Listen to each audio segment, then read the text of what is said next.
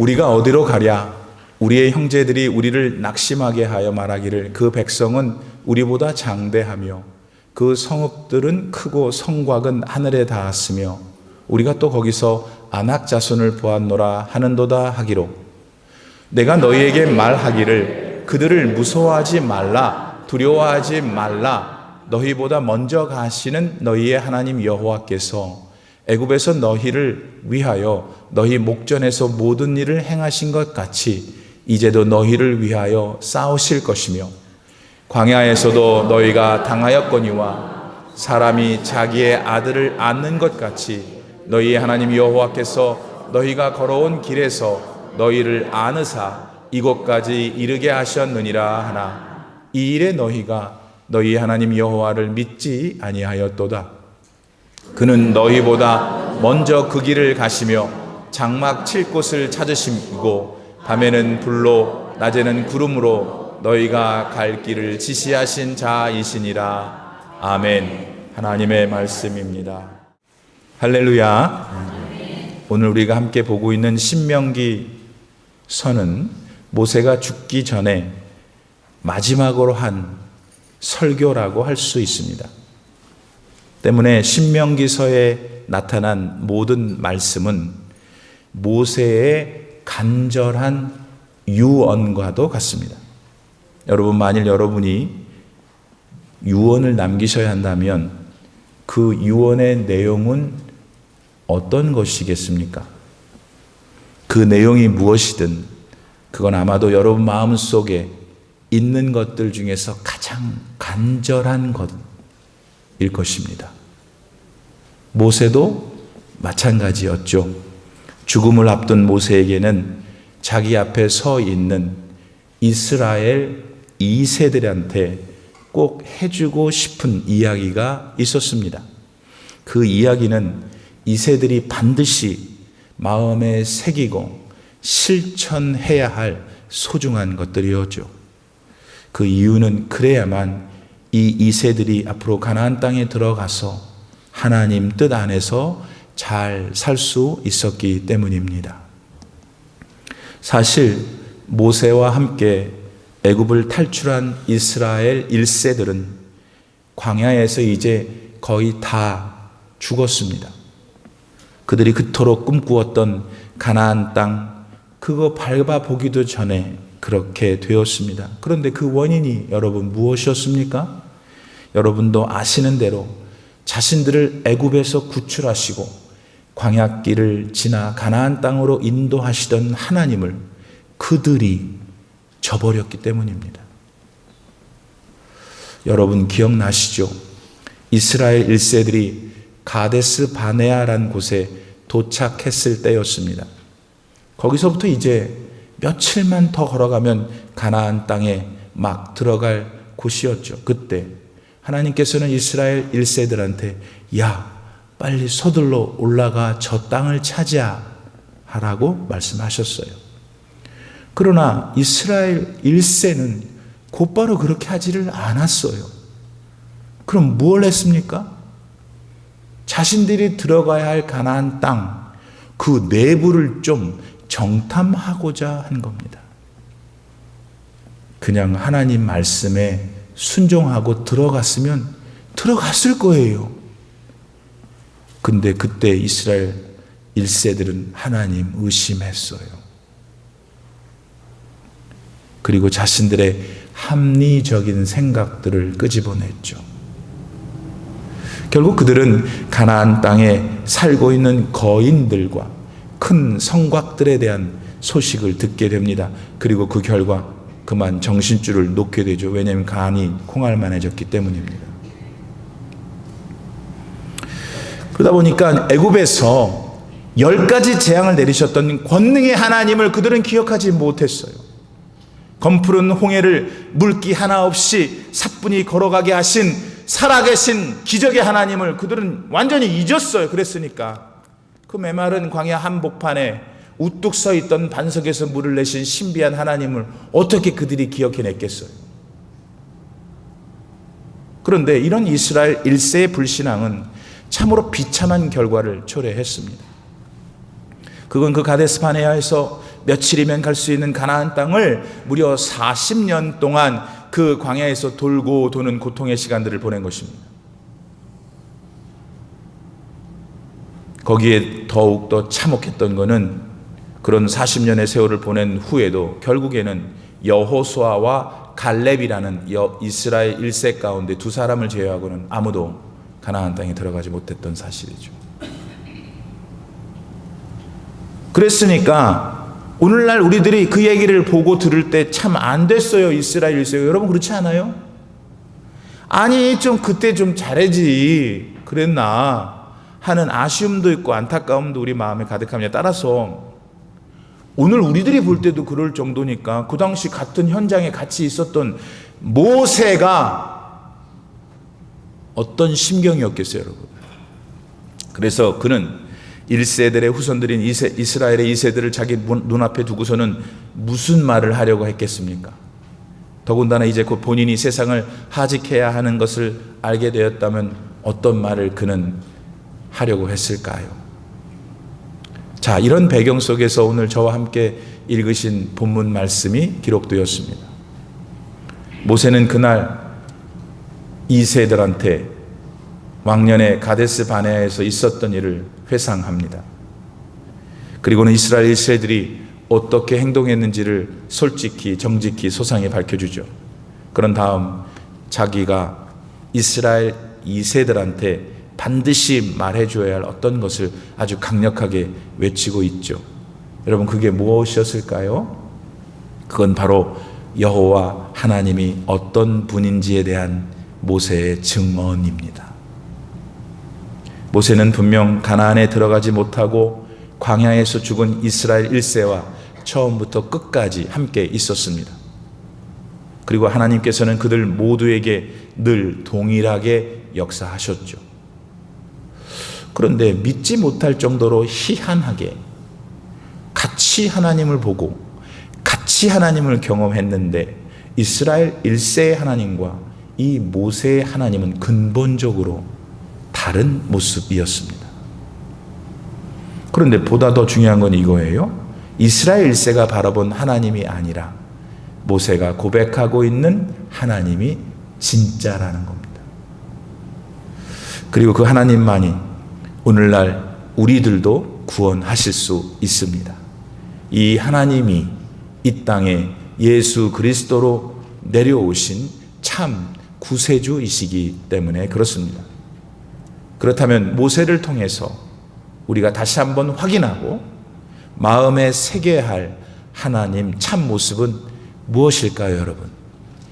오늘 여러분 모두가 그 하나님의 모습을 바르게 배우고 익혀서 새로운 달 7월 시작하면서 더욱더 많은 축복을 누리는 복이 있기를 소원합니다. 우선 모세가 경험한 하나님의 모습 첫 번째는 우리보다 먼저 가시는 하나님입니다. 우리보다 먼저 가시는 하나님. 우리보다 먼저 가신 하나님? 글쎄요. 이런 하나님 모습이 실제로는 어떤 모습일까요? 우리는 가끔 누군가한테 먼저 가 그럽니다. 그렇죠? 언제 그래요? 나하고 그 사람이 서로 가야 할 곳을 알 때 그렇게 말하곤 합니다. 보통의 경우. 따라서 하나님께서 우리보다 먼저 가시는 하나님이라는 건 하나님은 우리가 가야 할 곳을 미리 아시고 계신다는 걸 말합니다. 그리고 우리는 하나님이 가시는 그곳이 우리가 꼭 가야 할 곳임을 믿는 것이죠. 그곳이 우리에게 가장 좋은 곳이고 그곳이 우리에게 가장 선한 곳임에 틀림이 없기 때문입니다. 모세는 이스라엘 1세가 애굽을 빠져나와서 홍해 앞에 서게 됐었어요. 홍해 앞에 서 있었지만 딜레마에 빠져 있었지만 바로 그 자리가 하나님께서 자신들을 보내신 인도하신 길이라고 믿었어요. 이유는 하나님은 그들보다 언제나 먼저 가시는 분임을 확신하고 있었기 때문이었죠. 그래서 모세는 뒤로는 바로의 군대가 쫓아오고 있었고 앞에는 검푸른 바다가 가로막고 있는 현실 앞에서도 이렇게 선언할 수 있었어요. 출애굽기 14장 13절, 너희는 두려워하지 말고 가만히 서서 여호와께서 오늘 너희를 위하여 향하시는 구원을 보라.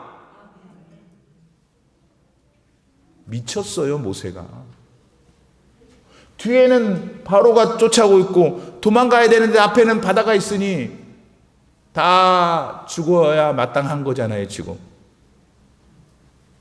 근데 모세가 하는 말이 너희는 가만히 있어.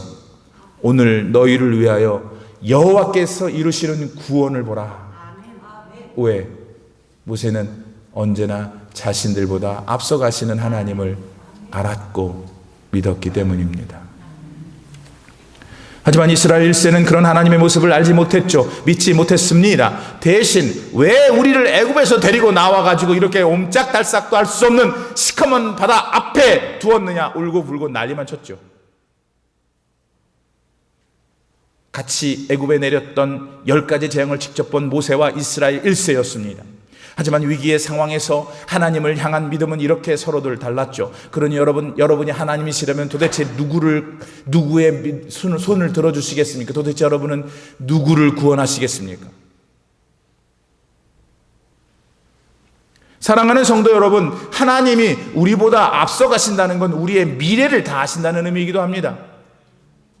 여러분은 하나님께서 여러분의 미래를 다 알고 계신다는 걸 생각해 보셨습니까? 그 사실을 지금 진짜 믿고 계십니까? 그렇다면 오늘 여러분은 여러분의 인생을 두고 하나님께서 무엇을 어떻게 하셔야 할까요? 당연히 여러분의 미래를 아신 하나님께 여러분의 삶을 가장 아름답고 선하게 빚어주시라고 기도드려야겠잖아요, 여러분. 여러분의 자녀들과 여러분의 가족들과 여러분의 교회와 여러분의 지인들의 삶도 그렇게 해달라고 간구하셔야 되지 않겠어요?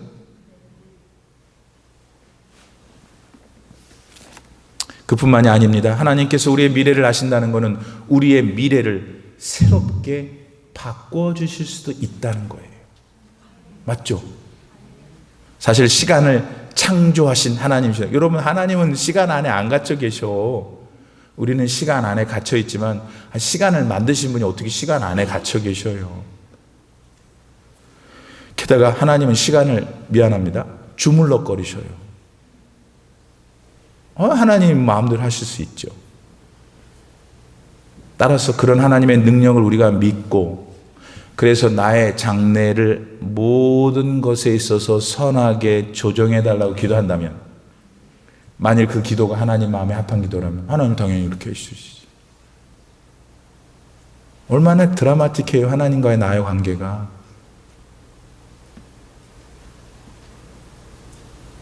우리 성도님들이 하나님과의 만남과 교제 속에 이런 뜨거운 교제, 실제 그런 믿음이 있기를 바랍니다. 그러므로 여러분, 지금 이 시간에 마음에 다시 새겨보세요. 나의 하나님은 나보다 먼저 가시는 하나님이시구나. 그러니까 나의 모든 미래는 하나님 손에 달려있어.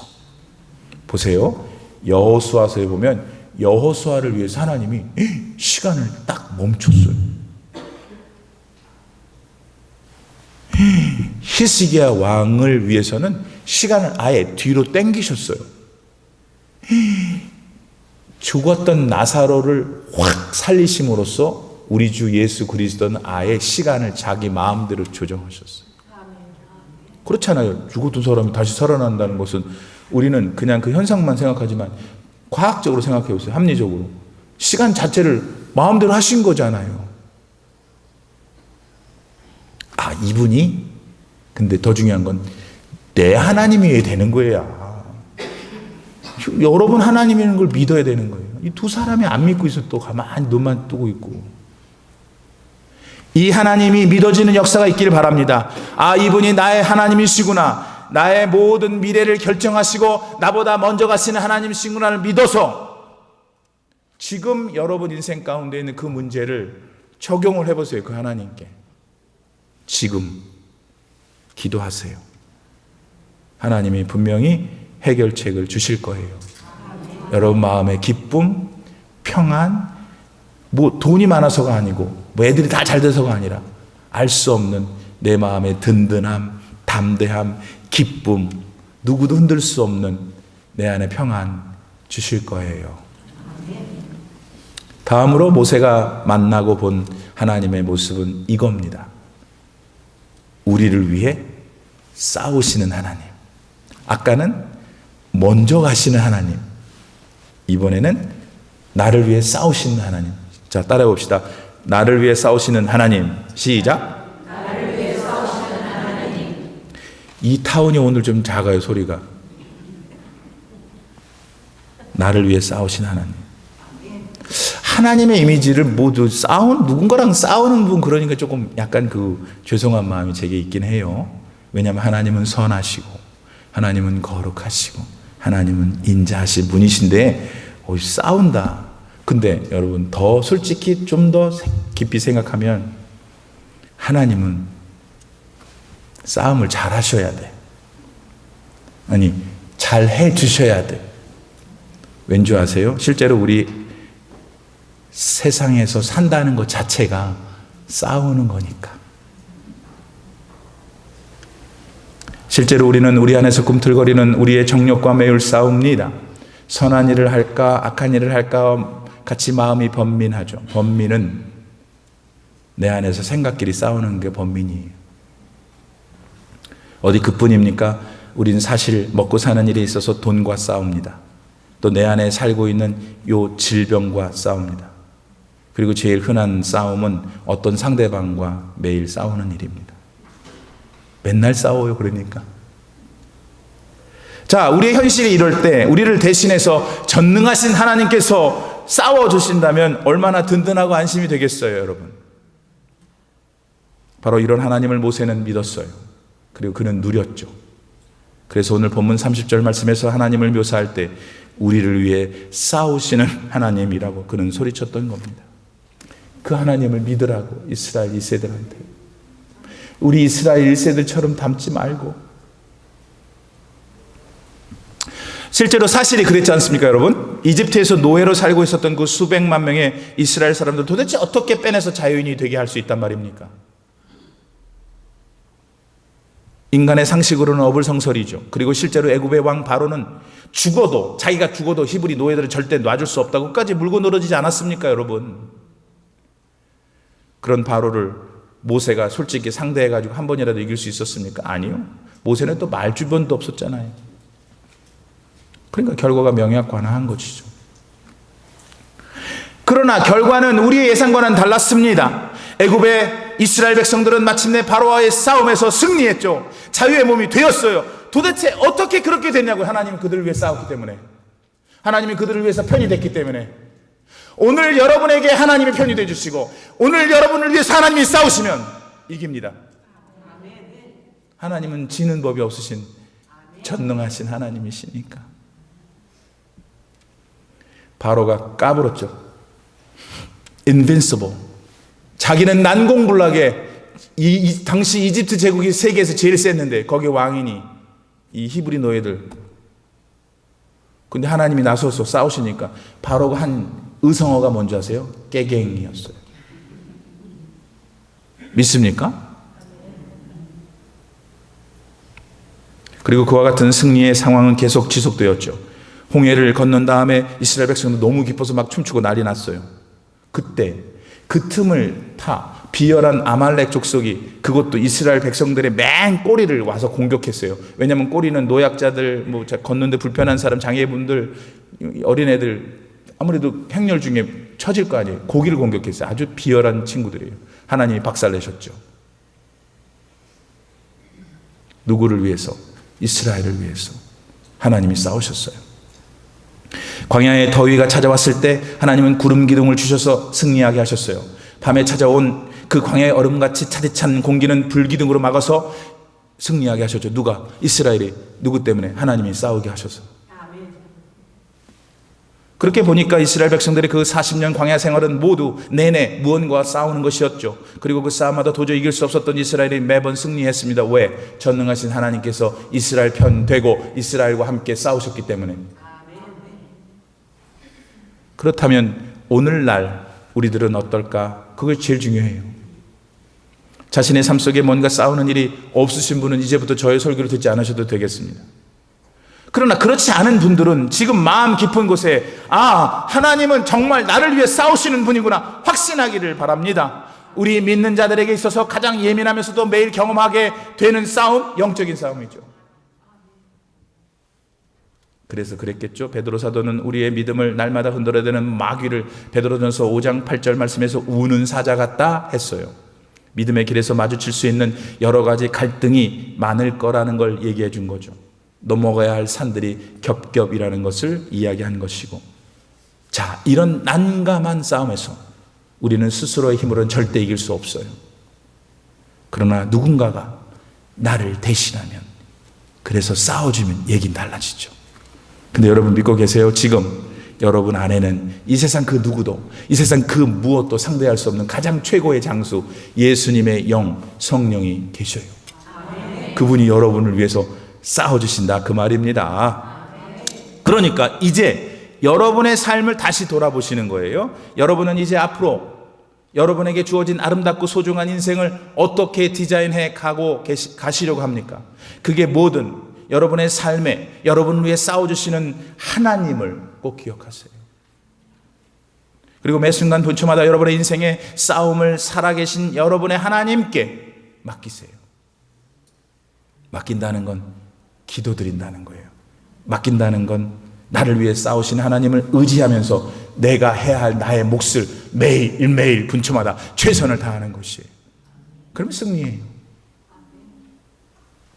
그렇게 이 새로운 달 7월과 더불어 여러분의 남은 여생이 언제나 빛나고 아름다운 인생 되기를 축복합니다.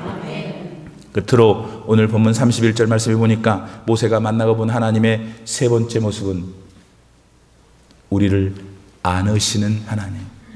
첫 번째 모습, 우리보다 먼저 가시는 하나님, 우리를 위해서 싸우시는 하나님, 우리를 안으시는 하나님. 여러분, 전능하신 하나님께서 여러분을 늘 안고 계신다는 것을 생각해 보셨어요? 안 했으면 지금 해보세요. 한번 마음에 그려보세요. 얼마나 좋아요. 그리고 그 상상, 그 이미지를 지금부터 평생 여러분 마음에 그리면서 사세요.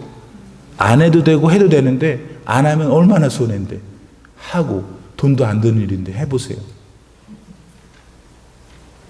모세는 애굽에 내려진 여러 가지 재앙들을 보면서 하나님이 우리를 안고 계시는 거구나 생각했어요. 특별히 10번째 재앙, 죽음의 사자가 그냥 모든 초태생을 다 죽이는 그 재앙이 내릴 때, 아니 죽음의 사자가 애굽 땅을 쑥 지나가니까 다 죽었어. 그런데 이스라엘 사람들이 살고 있는 그 땅에는 양의 피를 문설주에 바르게 임방에 바르게 해갖고 싹 죽음의 사자가 이렇게 쏙 넘어가게 한 거예요. Pass over.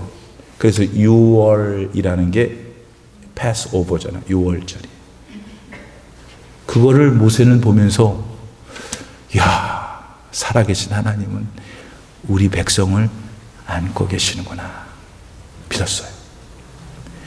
홍해를 갈라서 건너게 하실 때도, 만나와 메추라기를 하늘에서 내리실 때도, 반석에서 물을 내실 때도, 심지어 광야에서 불뱀에 물린 자들을 살리시려고 장대에 노뱀을 달아 세울 때에도 모세는 하나님은 우리를 안고 계시는 거구나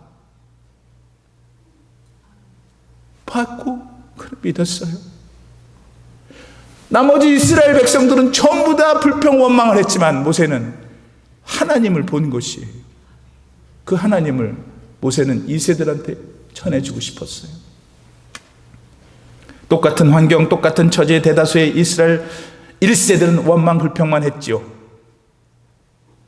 그러나 모세는 자기가 보고 실제로 그러신 하나님을 사력을 다해서 이스라엘 2세들에게 전해주고 있는 것입니다. 오늘 여러분들에게 너의 하나님이 너를 안고 계시는 것을 왜 잊고 사느냐 말해주고 있는 것입니다. 사랑하는 성도 여러분, 우리가 믿든 안 믿든 하나님은 구원받은 우리들의 인생 내내 우리를 안아오고 계십니다. 특별히 어렵고 힘들 때면 영락없이 우리를 안으셔서 위로하시고 다시 살 수 있는 소망도 늘 주셨습니다. 이렇게 하나님의 안으심은 언제나 우리 각자의 삶을 기적 가운데 살게 하셨어요. 자, 그런데 이런 하나님을 닮아가고 창조된 우리 인간도 우리 인간이 다른 인간을 정말 하나님의 사랑으로 사랑하면 기적이 나타나요. 이제 보시는 영상에 그 기적의 한 스토리가 담겨져 있어요. 보시겠습니다. 수년 동안 아이를 가지려고 노력한 케이트와 데이빗. 2010년, 케이트는 기적처럼 쌍둥이를 임신했다.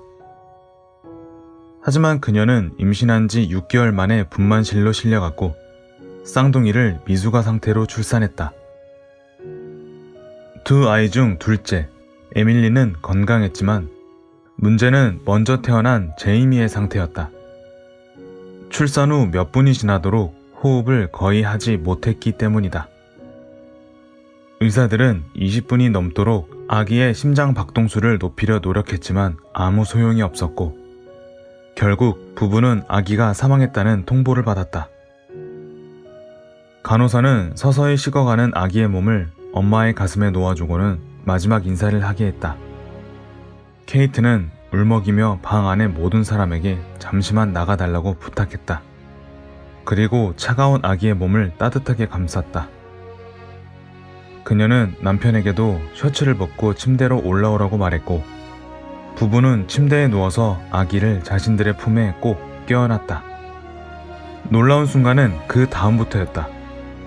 그 상태로 5분이 지나자 갑자기 아기의 몸이 움직이기 시작했던 것이다. 부부는 급히 의사를 불렀다. 하지만 안타깝게도 의사는 아기의 움직임은 자연 반사적인 것이며 그가 살아날 가능성은 없다고 말했다. 결국 저희는 아기를 체념했지만 그저 최대한 마지막 순간을 의미 있게 보내고 싶었습니다. 만나고 싶었고 만지고 싶었고 부모가 누구인지 알려주고 싶었어요. 또 얼마나 사랑하는지도요. 작별 인사를 하기 아쉬웠던 부부는 계속 아기를 껴안은 채 그의 이름을 설명해주며 자신들이 그를 임신하기 위해 얼마나 애썼는지 알려주었고 부모의 품 안에서 편안히 떠날 수 있도록 더욱 꼭 껴안아 주었다. 그렇게 한두 시간이 지날 즈음 두 번째 기적이 일어났다. 제이미가 눈을 뜬 것이었다. 저희는 아기가 세상을 떠나기 전 그 두 눈을 바라볼 수 있다는 것이 그저 축복이라고만 생각했지요. 그런데 시간이 지나도 아기의 눈은 계속 떠져 있었고 서서히 작은 손을 뻗어 데이빗의 손가락을 잡기 시작했다. 두 부모는 너무 놀라 입을 다물 수 없었다. 생명이 다시 태어나는 기적 같은 순간이었기 때문이다. 어떻게 이런 일이 가능했을까? 사람이 사람을, 부모가 죽은 아기를 사랑으로 안아 주었을 때에도 죽은 아이가 살아나는 기적이 일어납니다. 하물며 사람을 지으시고 생명을 주관하신 하나님이 저와 여러분을 안을 때 그 자체가 기적입니다. 그러므로 지금 여러분을 안고 계시는 하나님을 다시 회복하시는 저와 여러분 되기를 바랍니다. 하나님은 우리를 안으셔서 뭐 하시냐? 언제나 살리셔요. 하나님은 언제나 우리를 살리셔요. 구원하십니다. 그리고 말씀드렸던 대로 하나님은 나보다 먼저 가셔서 나의 갈 길을 인도하시고 또 도중에 만날 수밖에 없는 모든 적들을 하나님께서 손수 쌓아주십니다. 이 하나님, 여러분의 하나님이 되어야 합니다. 이스라엘 2세의 하나님이 되어야 했었습니다. 모세의 마음이, 하나님의 마음이 오늘 본문에 나타나고 있습니다. 이 하나님을 믿고 다시 일어나셔서 소망 가운데 십자가를 바라보고 정진하시는 여러분들 되어 가까이는 이 7월 달이 더 행복한 달 되시고 남은 여러분의 여생이 하나님 안에서 믿음의 삶이 되기를 예수님의 이름으로 축복합니다. 잠시 기도하겠습니다. 살아계신 하나님 감사드립니다. 하나님 하나님 늘 부르지만 허공 속에 내 가슴에 감동이 없는 하나님이셨는데 하나님이 나보다 먼저 가시는 하나님, 나를 위해서 싸우시는 하나님, 나를 늘 안아주시는 하나님임을 다시 배우고 그 하나님을 믿게 해주셔서 감사합니다. 이후로 우리 모두가 다 각자의 삶의 자리에서 이 하나님을 온전하게 의지하며 아름답고 눈부신 인생을 살 수 있도록 도와주시옵소서. 우리의 어려움과 필요를 위해서 언제나 하늘의 비를 준비하시는 하나님을 기대하며 찬양하오며 예수님의 이름으로 간절히 기도드립니다. 아멘.